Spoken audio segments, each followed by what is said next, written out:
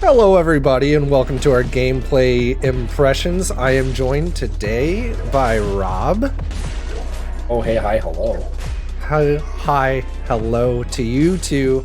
What game did you bring us today? Castlevania. Wait, no. Dead Cells. Wait. That's the one. But this is Castlevania. Right. It is Castlevania. It's Castlevania and Dead Cells. Oh Two my great god. flavors together. So this is a new DLC, right? Yeah, so for those who don't know, Dead Cells is one of the best 2D platformers and roguelites around. Came out in early access in 2017 and was about a year and a half in development, and then they released it in 2018, and then it's like every year basically they've added these big DLC packs that are about $5 each on top of like free updates and balances and free, like I think there was an Everyone Is Here update that added like a bunch of indie darlings, like, you know, Shovel Knight of course and Hollow Knight. They have like weapons and skins from those games, which is cool. But you know, one of the cool things about Dead Cells was that, at least when it's speaking to me, is like I was a huge Castlevania fan as a kid and growing up in general, and it reminded me a lot of Castlevania, but it was a roguelite format, so it was run based, and so there was like some of the shared DNA there, but it was, you know, very clear about their influences. Mm-hmm. Then sure enough, we had an announcement that they're making DLC for it, and as you're starting to see here, like the biggest change to Dead Cells, stairs. yeah. And apparently was actually kind of a chore and an endeavor for them to add flights of stairs to this game. Is it just, did they say anything about why? Is it just like the surface changes? And I mean, that would probably be a really big update just to their level design in general too. I think part of it's the coding for the procedural generation, as well as just like interaction with the world and the characters, because there have been no real ramps for traversal in this game, so I imagine movement was tricky. But you can see, like, I'm rocking Maria skin from Rondo of Blood, which is a alternate character. And yeah, this game, this is a hell of a DLC, I gotta say. I was gonna ask how, I mean, is it just like all the characters? You know, we just did Theater Rhythm recently, and there's just so much Final Fantasy in that Theater Rhythm game. Is that the same thing here, where they just really pulled from all across the discography? So yeah, like speaking literally of discography, like they have incorporated into the game. They did also a while back. They had an alternate soundtrack where they did 8-bit renditions of their own music and you can see here there's like Hyperlight Drifter was one of the DLCs they added, and like a weapon you can get. But so there's, for the Castlevania soundtrack, they added 50 or 60 songs proper from Castlevania. Wow. And you can choose as an alternate soundtrack for all the levels, like it'll just play Castlevania music. Like there's, I think for the sewers or one of the biomes I went to, it was Super Castlevania 4's mine music just playing in the background, which was excellent. Which was pretty nostalgic for me, of being a huge Super Castlevania 4 fan. And then on top of that, they also have, for like, if you just want to do the regular Dead Cells soundtrack, they also have Dead Cells remixed versions of Castlevania songs in the Castlevania stages, which is super cool. Yeah, and like 14 weapons. Go ahead.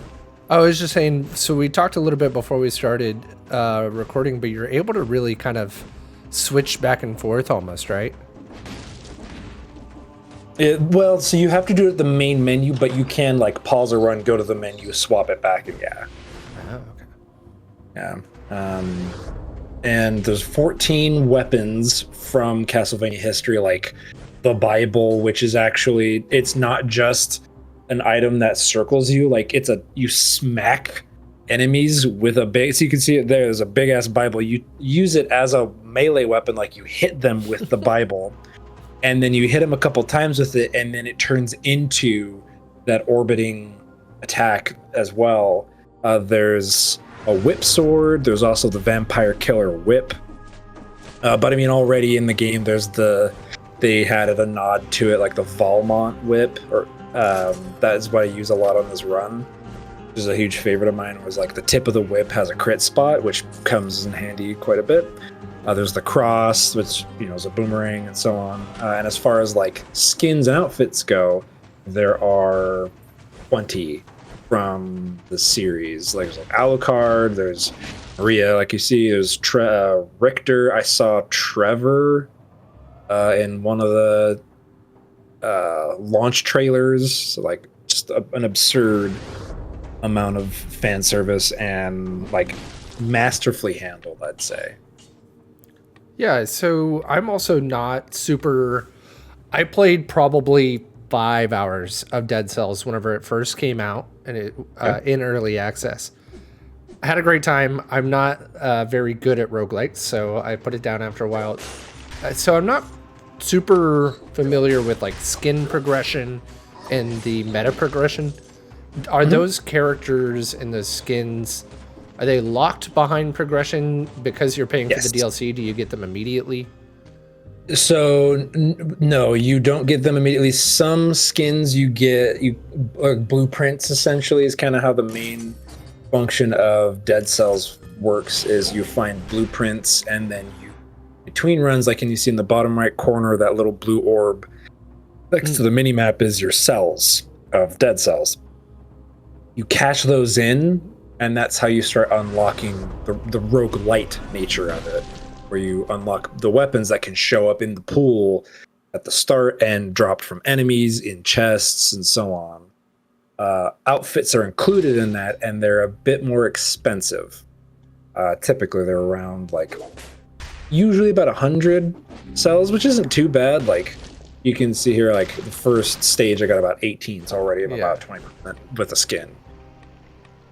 But that's also competing with other weapons I might want to get, and so on. So that's the varied run nature. But here's the collector. This is all the different things at the bottom. You see the skins, and you'll see I have a few hovering around like 1 or 2.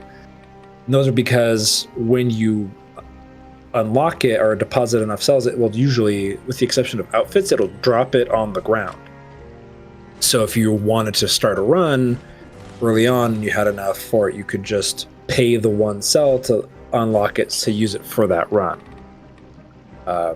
It's a little bit of forethought if you want to lean in that direction for a particular trek through. Also, I should say here, the reason why, so the with the DLC with Castlevania, you can access it. It's in the very first biome, which is the prisoner's quarters. And you can go, you'll find Richter there, and you talk to him, and then you go to the castle, or castle's outskirts, and then you can go to the castle proper there. The reason why I didn't do that this time is it's segmented in a weird way, and if you're kind of worried about spoilers at all, I'd say maybe mute or stop listening and come back a little bit later. But so what happens is you go through the castle, early game version of the castle. You go through, and you eventually work toward the Master's Keep, but you get pulled down by chains from Death, and you go and fight him below. And then after you fight Death, he drops a dope ass scythe. That's now one of my favorite weapons in the game. And then Alucard shows up and is like, unfortunately my father's still back, so I gotta figure out how what's going on, and I'll meet you later. Then basically you continue your run if you want, but you can't encounter the castle again. you need to start a new run, either by dying or just giving up, essentially. Go back to the main starting area, and Alucard will be there and he'll tell you that basically there's a clock tower in this game already, and which was kind of, when it first came out, was kind of a nod to Castlevania, right? But there's also, as you know, if you play Castlevania, there's a clock tower in Castlevania right before the Master's Keep. He says, basically, the two worlds are combined. Your clock tower, my clock tower are essentially linked. So we need to find him there. So what you need to do is don't go to the castle at the very beginning. You need to go to the castle or the clock tower at the very end in your run. Then you go to the castle entrance there, and that's the end game version of Dracula's Castle. That's a cool way to tease it out. Sure, and it's cool. It's just kind of complicated, and you might not understand, because if you do the castle, Dracula's Castle at the beginning, you cannot access it again in the back half of the run. So if you keep trying to over and over, like I was doing initially, you kind of waste your time because you can't do it. So then next run, you go and find Dracula's Castle, and then he starts showing up in the castle stage again. But like sometimes randomly turning it upside down, showing up doing his boss animation of like unleashing some fireballs, unleashing bats. It's super neat. You might see that later on. They have a lot of fun just making it part of the game. Right, and like incorporating all into the meta progression, into the story even, and that was something that I wasn't aware of as well, is how extensive would the story be. Obviously, I think my main touchstone for a roguelite is going to be Hades, and I think for a lot of people it would be at this point. Maybe not when this first came out. I believe it preceded Hades a little bit by like... Yes. Oh, that would have been like 2 or 3 years. So the early access was 2017, which was I believe, if I remember correctly, Hades early access was what? The Game Awards 2017 or 2018. So it would have been this would have been about at least a year or 2 before Hades early access came out. Yeah. But prior to that, prior to Hades as well, was another one called Children of Morta, which I would argue is equally as good in terms of narrative delivery, as well as like roguelite dungeon exploration. It's a slept-on game, but this has, like, Dead Cells itself has like a story, but in a very much a Dark Souls manner. Like, it's kind of hinted at here and there, and as you kind of progress through it, you start getting bits and pieces of this world, which is cool. But the Castlevania DLC is very much like, you talk to Alucard and Richter, and they say, we need to kill Dracula. You see him a couple more times and have light conversation. You free Richter from his bonds in the castle. And a la like Symphony of the Night. And like, it actually has like more of a forward-facing story. More than any of the other DLCs, I'd say. But is included into the world very much akin to those previous ones. Okay. So as you continue along through, like, get to the clock tower, and then you fight the boss that is naturally in the clock tower already, the timekeeper. You have to defeat them, and then Alucard shows up and he's like, all right, let's do it. And you have the access. You can see here, like, this build that I have is nutty as hell, because I'm freezing dudes. Yeah. And then the whip I have deals bonus damage to targets that are frozen, like 175% damage, but to targets that are frozen, in addition to auto crits if I hit with the tip of the whip. So I freeze them, and roughly the range of the freeze to trigger, there's the holy water. It's roughly the range of the full whip extension, so I'm like freezing and critting and just deleting dudes. Yeah, that you ate through that health bar. It's great. Like that's part of what makes this game so. You can see there's like the next natural biome entrance, and then the Path of Dracula's Castle here. But like that's, and I'm also playing. I should also specify I'm playing on custom mode right now. But the only difference that I did with custom mode, because it was something they added in later on, where like people wanted specifically to pick some of their weapons per run, as opposed to like gambling every time and hoping to get, which is the nature usually of roguelites and roguelikes. You can go to load up custom mode, pick specifically. There's a lot of fine tuning you can do for it. Some of which like will negate achievement unlock, but you can fine tune it. Basically, I did mostly the weapons that I had unlocked so far from the Castlevania DLC and a couple things that added on top of that, and like I didn't change any of the damage values or survivability or any of that. It just narrowed the pool a little bit, and because of that, like.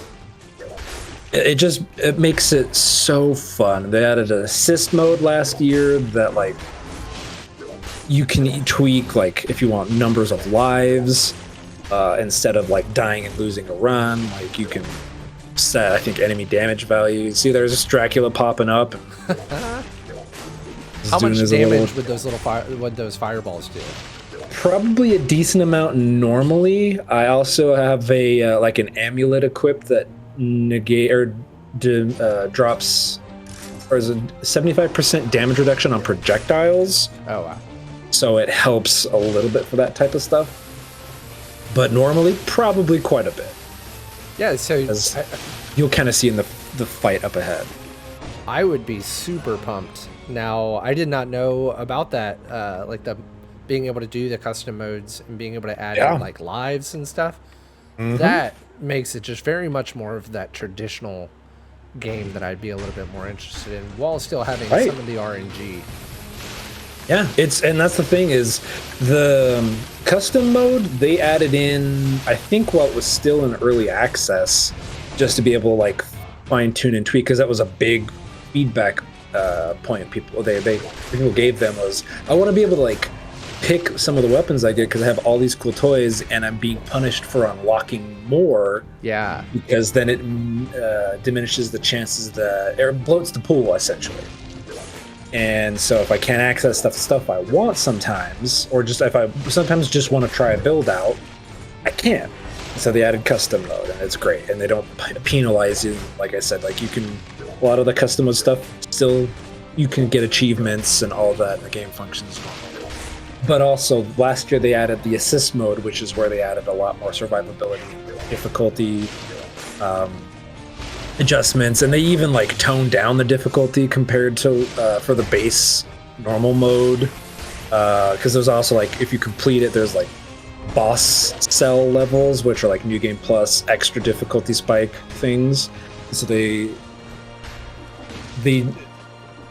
evened out that plateau a little bit, or that ramp I should say, to where like you have more odds, you have better chance of like defeating the first boss. Because Tactical Dreamer from Chris from Friendly Fire, I was streaming with him and talking to him about like his experience with Dead Cells, and he was talking about like, I played the game up until I got to the final boss and died and pretty much stopped playing, which is not an uncommon response, right?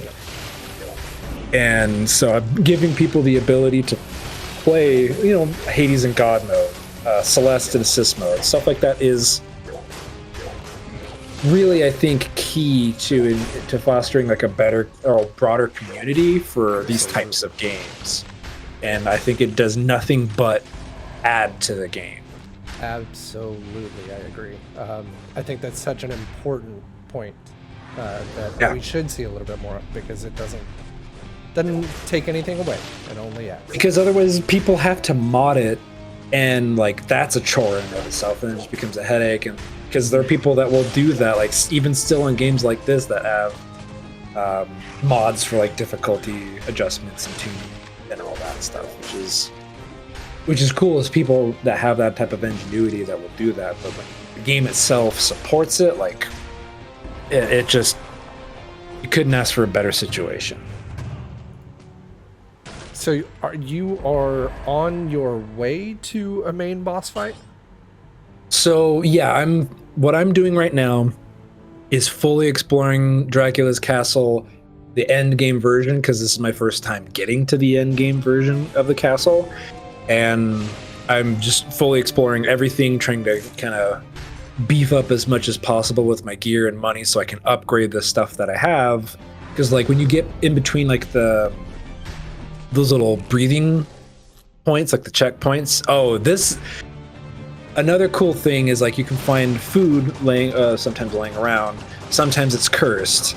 Sometimes sometimes Dracula show up and invert the castle like you do.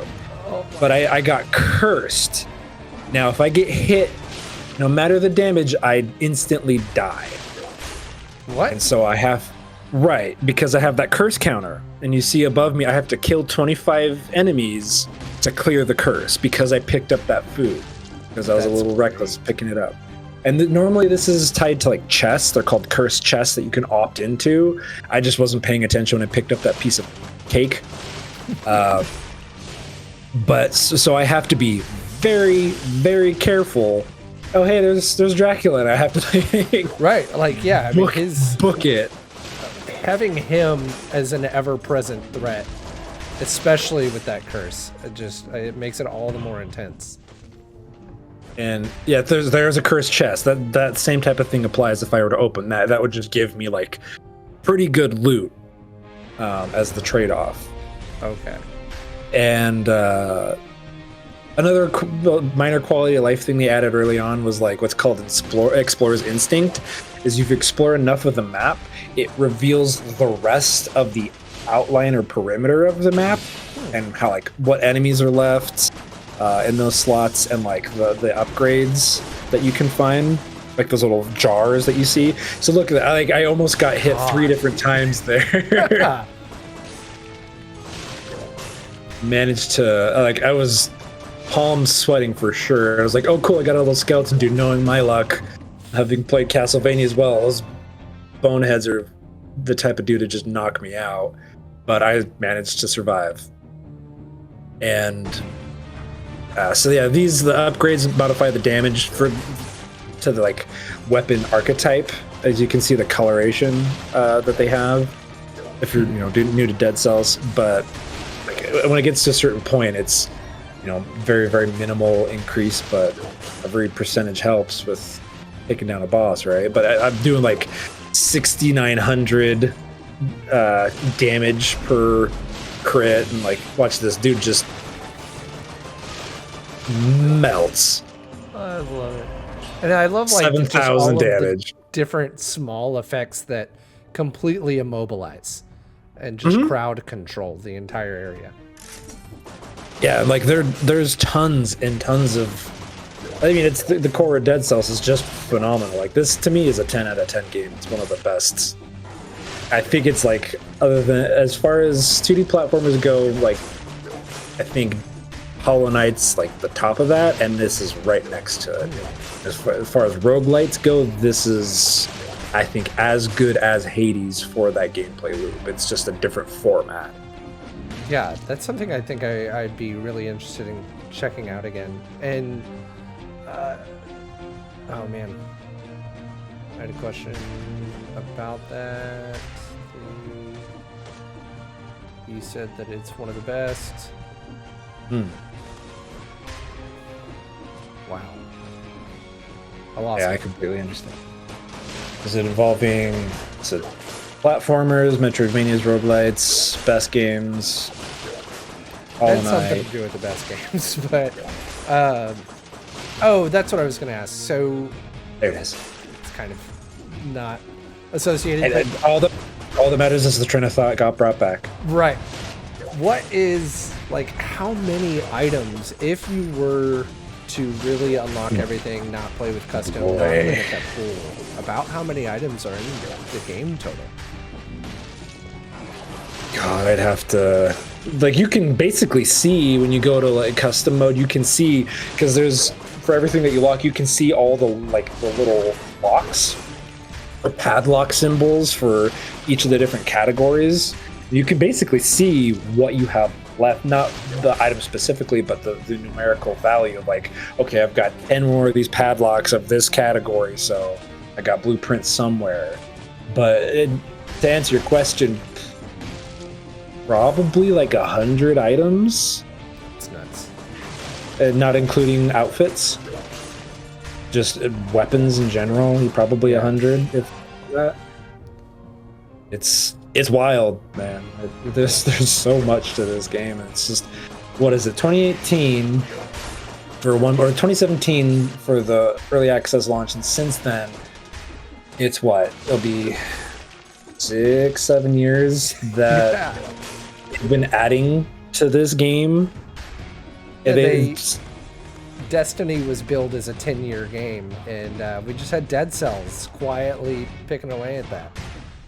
And when this game released, man, like, it already felt phenomenal. Yeah. Day one, as did Hades. Same kind of thing. It was like the gameplay loop is here. It's fantastic. There's just some, things to iron out, much like Hades, and it's become one of the best games ever made. If I had to, I'd probably put this like in my top 5 now of just games of all time. Wow. Especially with the addition of Castlevania, like, it already being a Castlevania homage was great, but now with this, it's like, it's everything I could have wanted, like a Castlevania game. Like, this game is so successful.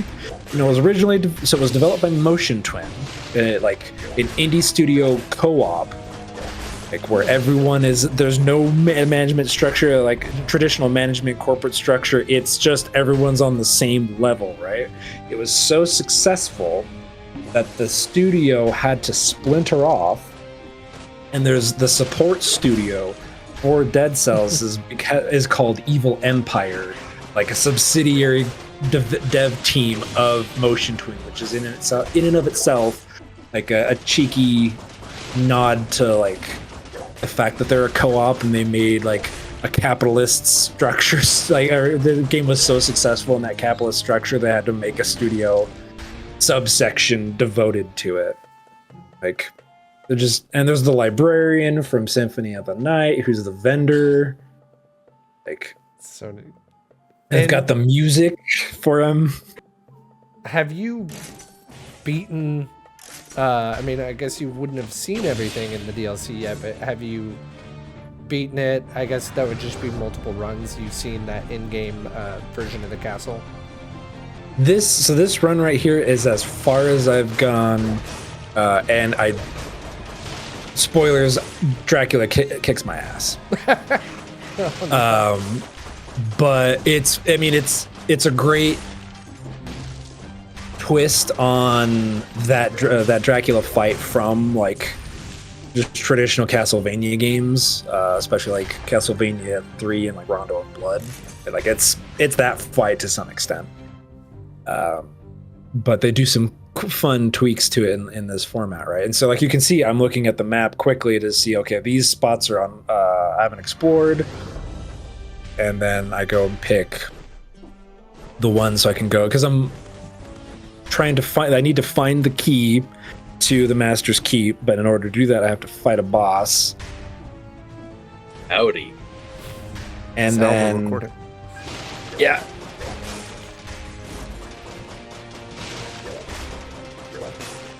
So you have to find the key to find the boss. Sorry. So yeah, you have to fight the boss, the mini boss here, to get the key, and then also there's something that I do right after that where it's also, there's a fun little nod to Symphony of the Night, and it doesn't do anything. It's just a fun little joke. And so you can, like, as a secret, you can go and unlock or save Richter, right? And that's part of how you unlock a hidden Richter mode in this game. That's the other thing, which I haven't got a chance to do yet because I did it on this run. But you basically come back to this castle in the end game version, go to where you saved Richter, and you go into his little cage, and you can play using Richter and his moveset and gear. play through the castle. That's And it's just excellent. Like, here's the boss fight. You fight Medusa, and just the technically you fight Medusa. Right. Oh, wow. That whip cut and frost combo is nutty, man. It is so good. Just completely turned her powers around on her and just froze her. I think under 10 seconds. Yeah. There's the Hyperlight Drifter sword and gun. It's a cool tie-in. Like, it's a 2-slot weapon where it's the sword and the gun. The gun ammo doesn't replenish unless you melee attack with the sword. A la Hyperlight Drifter. It's great. So I'm on my way here to go save Richter from his cage, but the way to do that is going through, and you can see the symbols, 2 people facing each other upside down, flips the castle, which is a nod to Symphony of the Night, in order to save Richter from Dracula's control and Shaft. It's great. Like, it's fun, man. And of course, Maria is the one to save Richter, as is the case. It's always the case. So, like, you come back to this location and you can play as Richter. It's really cool. And then I finish up and, like, okay, time to go fight Dracula. I'm so, like, you've already spoiled it, but I'm so nervous for you anyways. It's just the showdown with Dracula. It's always intense. Yeah. Also, so you'll notice all the traditional Castlevania, the candles in the background you can hit to destroy. You can't in this, except if you're playing Richter mode. You can then destroy the candles. There's one of the items, the whip sword, you can get from the DLC.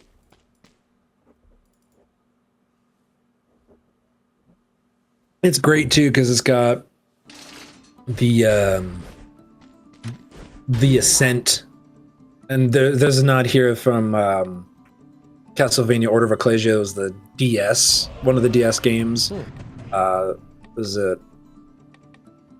didn't play that one, so I have no reference as much for this one, but this was the protagonist from that game, if I remember correctly.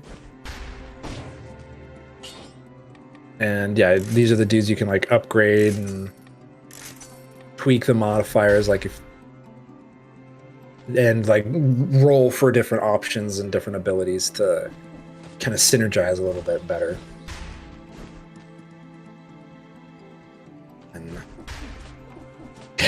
I love the this game has such a great sense of humor here scattered throughout. Like, it has fun with itself and shows.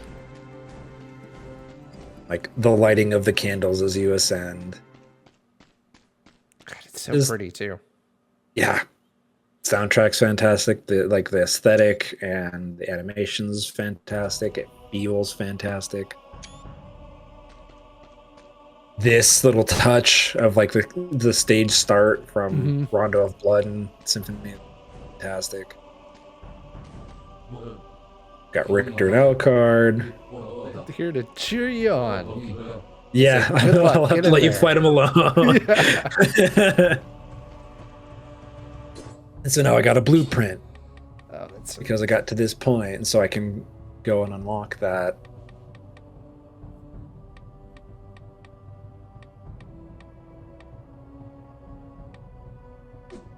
Just getting that screenshot, that good screenshot.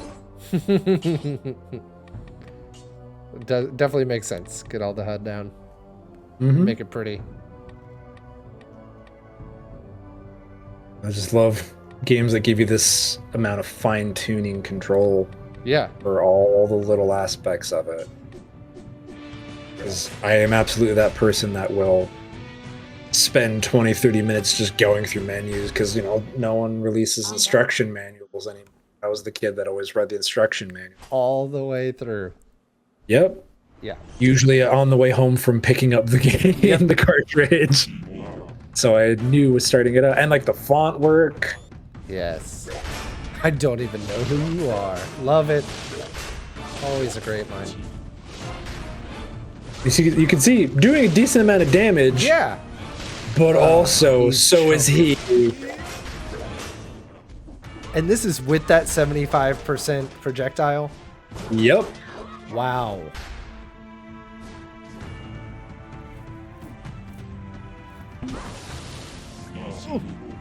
No! Oh my god, just in time there.